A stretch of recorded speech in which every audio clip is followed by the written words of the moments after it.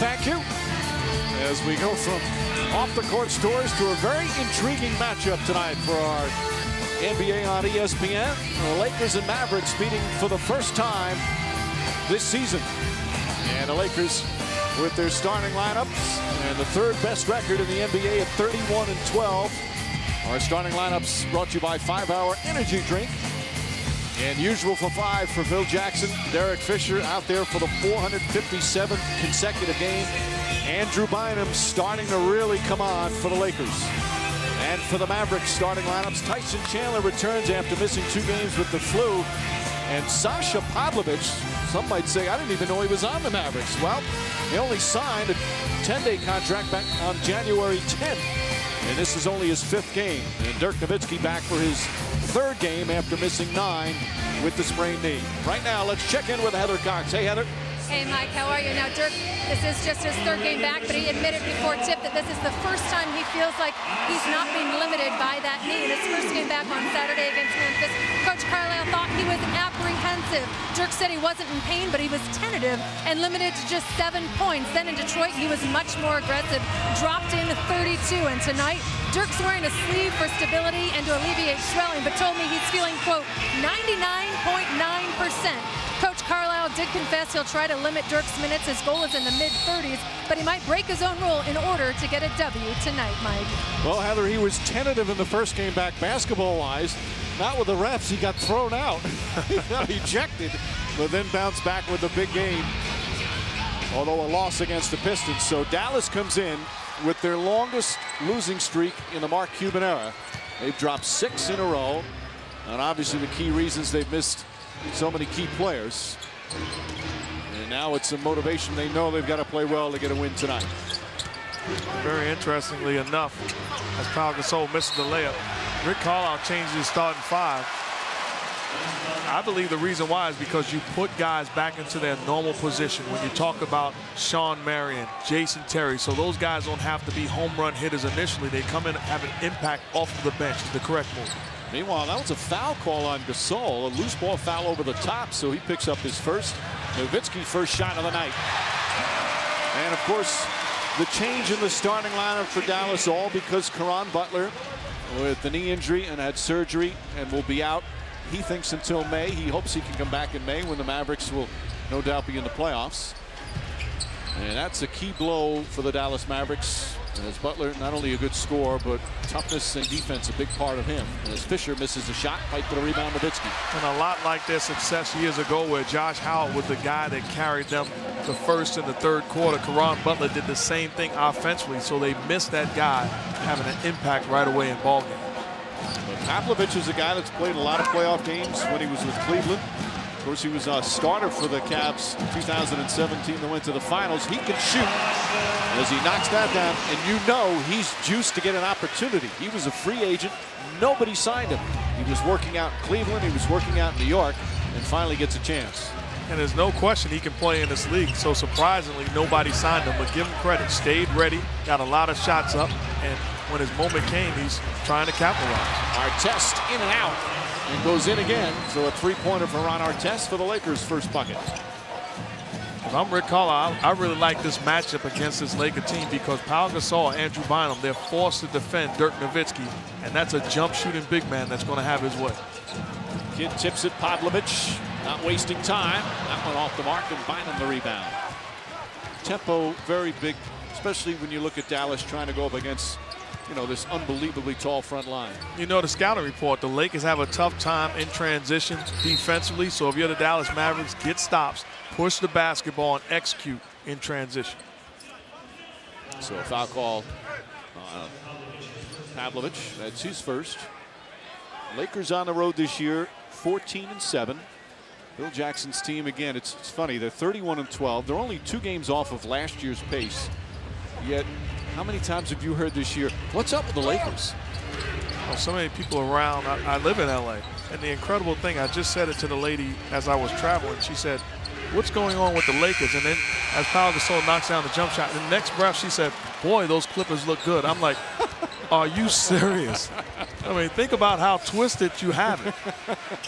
The Clippers, meanwhile, beat the Lakers on Sunday. Of course, Blake Griffin, a big reason why everyone's talking about the Clippers, as Jason Kidd misfires. No, Jason Kidd is a guy that was much improved jump shooter to the point where you had to stay at home on him or there was a price to pay.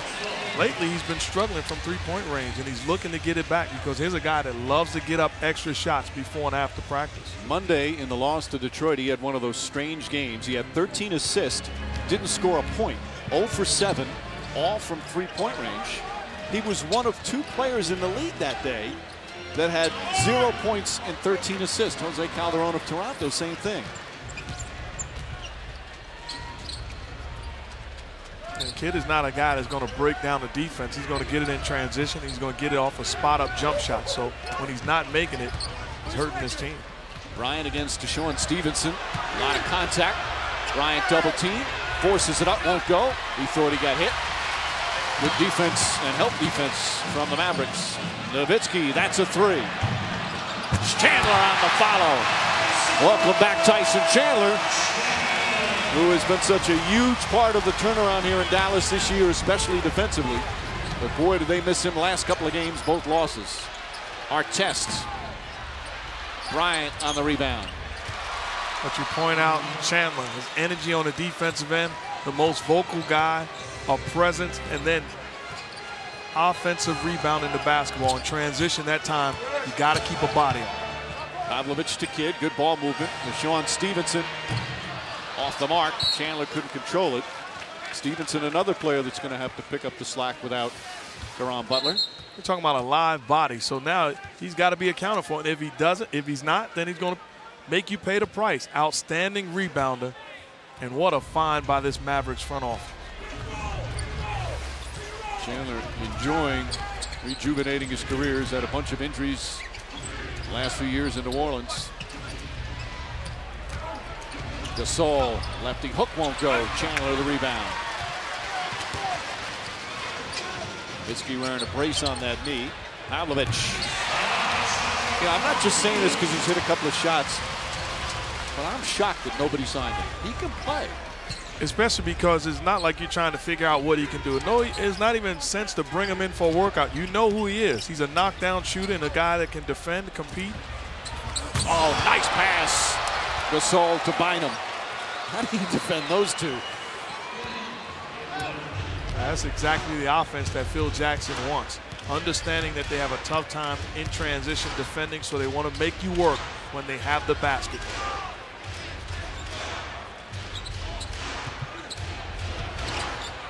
Get back to Nowitzki. Fisher on him. Nowitzki nearly traveled. Kidd from the corner. And this is another rebound. Chandler.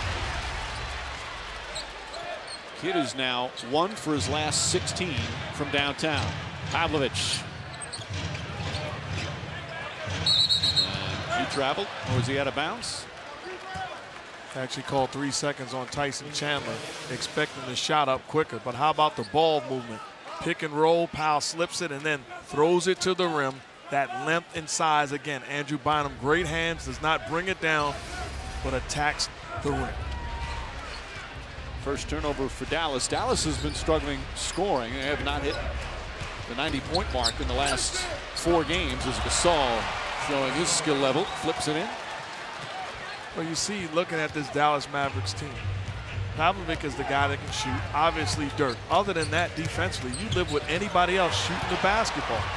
Nice defense from Artest, coming up with a steal. Fisher, that's a 2 from Derek Fisher. He's coming off his best scoring game of the season at 15 against Oklahoma City on Monday. And the Lakers score 6 in a row to go up by 5. All 5 starters in double figures. A good beginning for the road team. What we're able to accomplish as a team night in and night out. And some of the losses that we've had just haven't sat well with us. They haven't felt good. And even if we had won a few more games, you know, we still wouldn't feel great about the way that we've played thus far. So, you know, we definitely want to improve and, you know, look to play our best basketball as the second half of the season gets underway. Well, Mark, they can't really get caught up on what everybody's saying. Like that woman who said to you, what's up with the Lakers? Even Phil Jackson said first half of the season he gives them a B. It's not easy I know they're professionals. I know they've been paying a lot of money, but it's not easy when you've played in 3 straight finals to get fired up for games in November all the time. It's awfully tough, and no matter how much you talk about it, you have to go through it in order to understand. It's a grind. It's a marathon. You're not chasing something that you've never experienced, but give this team a lot of credit and great leadership, starting with Phil Jackson, and then they understand what the assignment is. A foul on Kobe Bryant off the ball, a little forearm shiver, and that's his first. And you look at the Lakers right now, they've already improved now to 2nd best in the West, 3rd best overall. They're 5 games back of San Antonio, 6 back in the loss column. So they still feel they have a chance to get the best record in the West, which is what they've had each of the last 3 years when they went to the finals. Stevenson off the mark. Test the rebound. And it's a luxury to have the best record, but this Laker team is the best team in the West and more than capable of going on the road and winning. That's not the ideal situation, but they're more than capable of winning in somebody else's building. Bynum misses. Actually, Bynum had that last rebound already with 3 boards. He just looks better, and he's still not 100%, but he looks better. Talking to the Laker people before the game, said he's about 80–85%. So certainly as Dirk knocks down another jump shot, he's going to get better, but they need him on the floor to complete them as a basketball team. 3-point Laker lead, just under 5 remaining here in the first.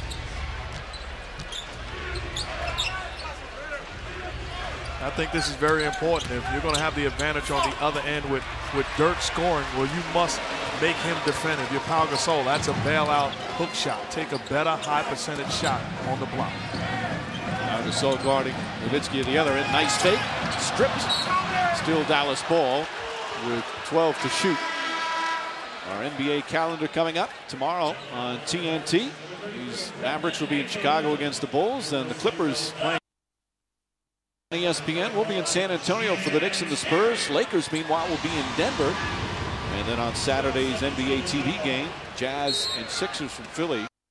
Collins has done a terrific job in Philly. They're competing every single night. They really are. And give them a lot of credit because early on in the season, that's very well had every right to, as Jason Terry knocks down the jump shot, looked like they were going to quit, lay down. But give them credit, great leadership. They've responded and find themselves in the hunt for the playoffs. Artest misfires. Here's the 2 guys you spoke of, Marion and Terry, now coming off the bench, the roles they had earlier that probably better for the team as Nowitzki misses. Well, because these guys,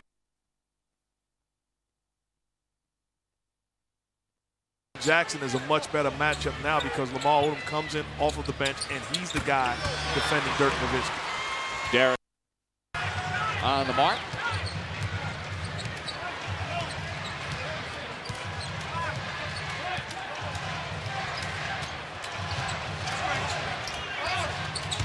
Inside, Nowitzki gets hammered by Odom. Got good position.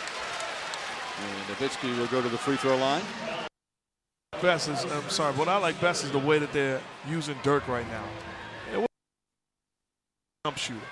They're running sets where he is catching the ball on the block. So you're trying to take advantage of that size, that strength, and that shooting ability. And as a guy now in his 13th year, he's 32 now. So he's got to adjust his game a little bit. One thing he's been, besides being a perennial all-star, he's been a very durable player. This stretch where he was out 9 games, and they were 2-7 during that stretch, that's the longest consecutive games he's ever missed. He's had sprained ankles here and there, but he's on the floor almost every night. Oh, he's a guy you can trust. If you're Rick Carlisle, what a joy, because you don't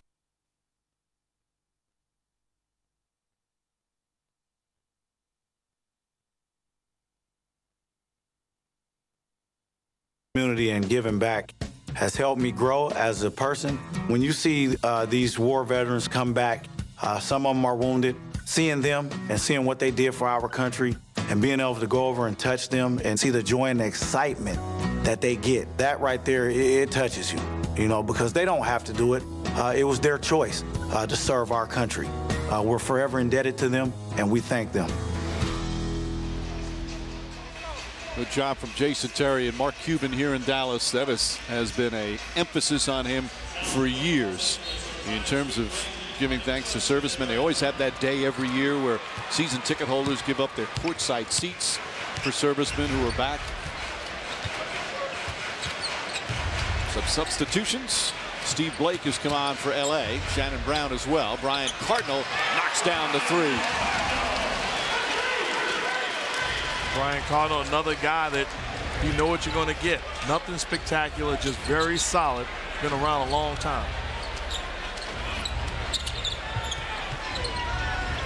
Marion guarding Brian. Now they switch. Former Olympic teammates, Kidd trying to poke it away. It's not as fast, but still is crafty, Mark. Brian gets away a little push off and knocks down the shot. He wanted the foul. Looked like he pushed off a bit. And you're right about Jason Kidd not being as fast, but great competitor, great strength. You know, they're lockdown defender when they need a defender at the perimeter position. Nice feed inside. And Sean Marion able to finish. Kidd's amazing. He's still in the top 10 in steals. By far the youngest guy in the top 10 in steals. And of course in assists, he's 7th as well. As Laker lead is 7. Good job by the Lakers. Bryant 2 for 1. Gets the shot up quick, giving the Lakers another opportunity to get another possession before this quarter ends. Marion gets it back. Nice feed to Haywood.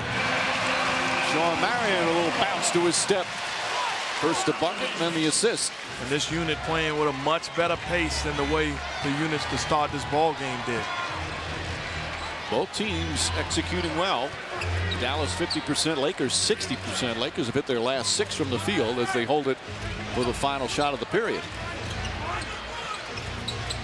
Blake, that's a 3. Blake off the bench. Kidd fires it up. And just off the mark. And that ends the first period.